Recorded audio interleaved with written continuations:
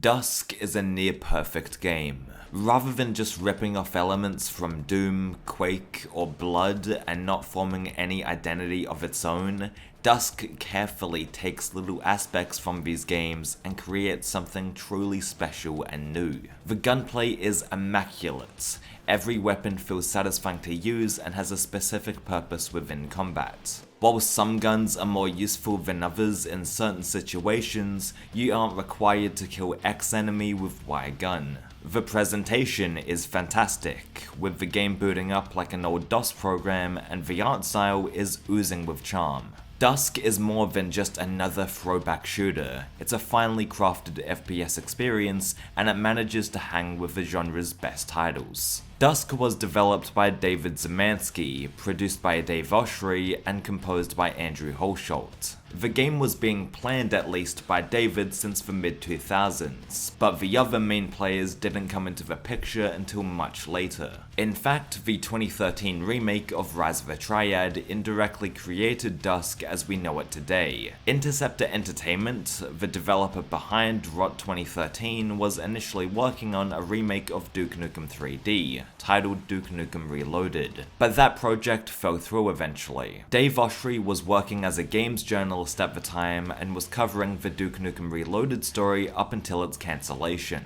Dave Oshry contacted Interceptor's CEO for comment for what their future plans were, and long story short, Dave was handed an NDA with Apogee's name on it and landed a job as producer for the Rise of the Triad remake. The composer for Duke Nukem Reloaded was Andrew Holsholt, and after that was canned, he just transitioned to make the music for Rot 2013. Dave Zemansky played the game and appreciated it for what it was, so he got in contact with Dave Oshry to show him Dusk. Before you know it, the two Daves started full development of Dusk, and the rest is history. Dusk features 3 episodes with 11 levels each. This is a perfect length in my opinion, and I love the equal amount of levels within each episode. The game progressively gets more batshit insane with its visuals and level design when you get into episodes 2 and 3, but the first episode still contains a quality set of levels. The Dusk dude was exploring the town of Dusk for treasure, but then he gets captured by evil cultists. The cultists impale him on some meat hooks, but he is gifted super strength and agility by an unknown source, and with that, he escapes. The story of Dusk is pretty scarce, and you have to pay attention to the environmental storytelling to obtain more information about Dusk Dude's backstory and everything else. The first level pulls a Doom 2016 and just drops the player straight into the action. You have a couple of sickles to take care of the leather necks, or you can just grab the secret pistol to make it easier on yourself. I love the immediacy of Dusk, as it wants new players to get a grasp on the game's movements and core mechanics straight away. I also appreciate the Redneck Rampage influence, with most of the first episode featuring farms, sewer networks, mineshafts, ranches, and other more rural locations. I get a Texas Chainsaw Massacre vibe from episode 1, but unfortunately there's not too many levels set during the day. Anyway, E1M1 is fairly straightforward with an underground lair and a small house to explore. The mages are the first projectile-based enemies you'll meet, and like almost every other enemy in Dusk, I dig their design and properties. Dodging the mages' fireballs is so entertaining, particularly when there's a whole group of them to deal with. The Black Phillips are another projectile-based enemy you'll encounter in the first level, and the way they resemble demonic goats is super cool.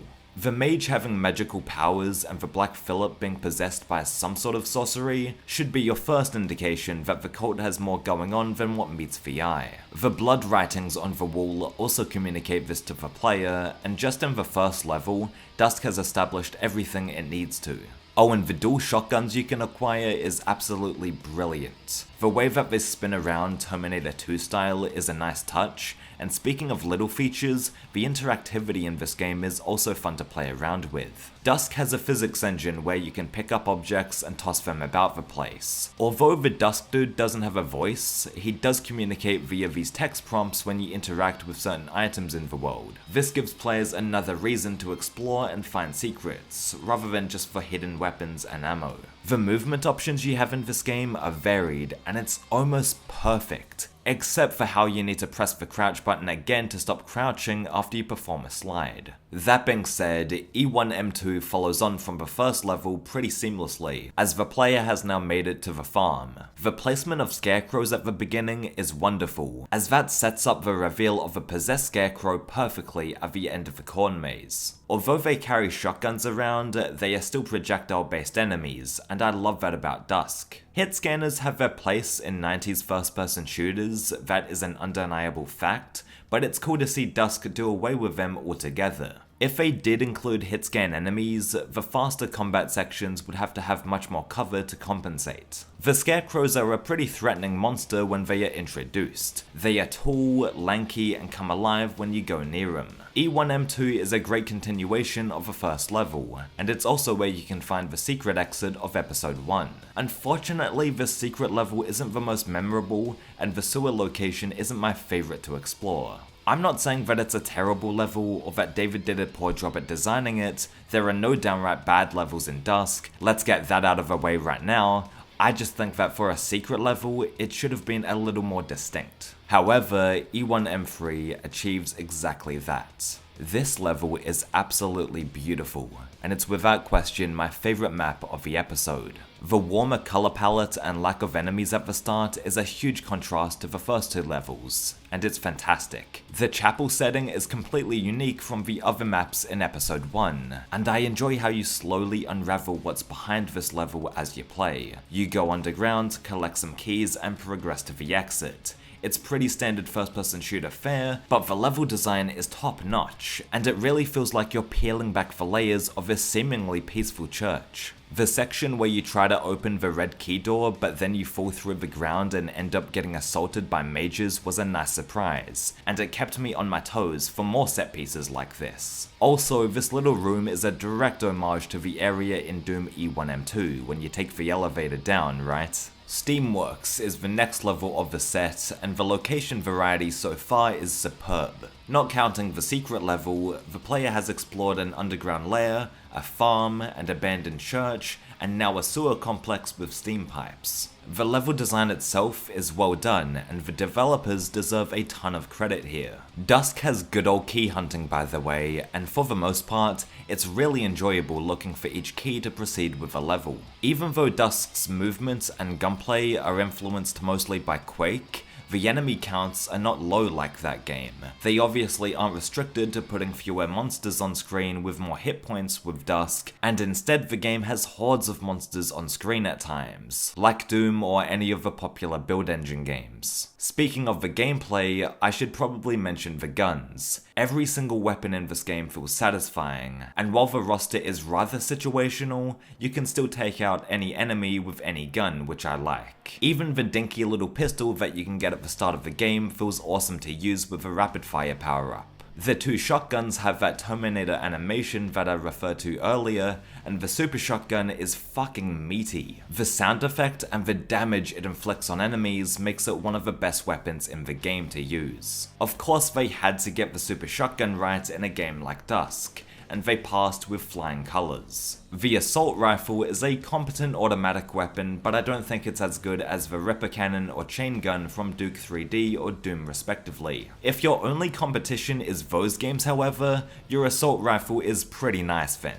The hunting rifle is an accurate, powerful weapon that can take out low to mid tier enemies in a single shot. This gun is unbelievably fun to use, and I wish I could main it for the entire campaign, but its low ammo capacity balances the weapon out. Still though, the hunting rifle is one of the best inclusions in the game. The crossbow is a weapon that I didn't get much utility out of at first. It kinda seemed like an inferior version of the hunting rifle. That being said, the verticality and distance you were able to get from shooting this crossbow repeatedly is awesome. For top tier Dusk players, I imagine it would be a very beneficial tool in their arsenal. The mortar acts as the grenade launcher and the riveter acts as the rocket launcher in this game, and both are handy to equip during large scale combat encounters or boss fights. The mortar takes a little while to get used to, as it doesn't shoot out grenades at a rapid rate and far away like in Quake. Instead, it feels slower and the grenades don't clear as much distance, which I'm totally fine with. The riveter, on the other hand, is what you'd expect out of a rocket launcher, and it's excellent. The weapons in Dusk are quite good. I mean, it's exactly what kind of roster you would want out of a throwback shooter. They didn't reinvent the wheel with this list of guns, but I wouldn't want them to anyway. Don't fix what isn't broken, and in terms of the guns being satisfying to use, they definitely are. Enough said. Back to the levels, E1M5 is set in a forest with blood red skies, and this is another highlight of the first episode. This level is quite contained, with a mine and a railway system, and I really get a kick out of the real world settings that they've put into the game.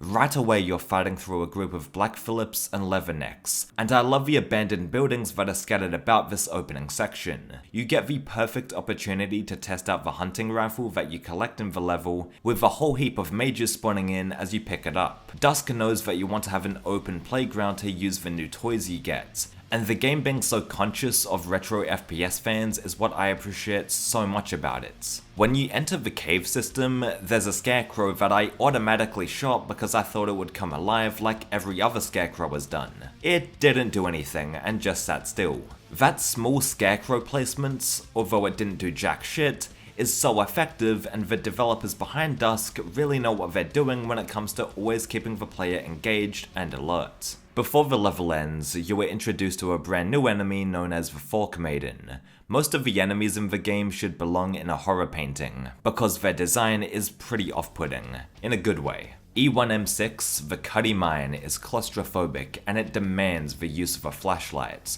which by the way, doesn't run out of battery. I was playing Half-Life 2 a little while ago, and the fact that the flashlight turns off so quickly got on my nerves. This level is a palette cleanser from the open forest you were exploring before, as the Cuddy Mine is small, compact, and has a few monster closets to keep you interested. E1M7 features a big ranch to explore, and I like how this level is set at night. E1M3 skybox was rather bright and cheery. E1M5 was darker in tone, but it still had a colourful sky, but now with E1M7, as we're approaching the end of the episode, the moon is out, the sky is black, and the stars are plentiful. This level acts like a massive courtyard with plenty of enemies to dispatch. There are still buildings to enter, and they are where you will find the tighter combat encounters with the more aggressive melee monsters. I like this balance in E1M7, and the Duke Brothers boss fight was a cool treat at the end. Rather than being flat and open, the next level has some more verticality to it,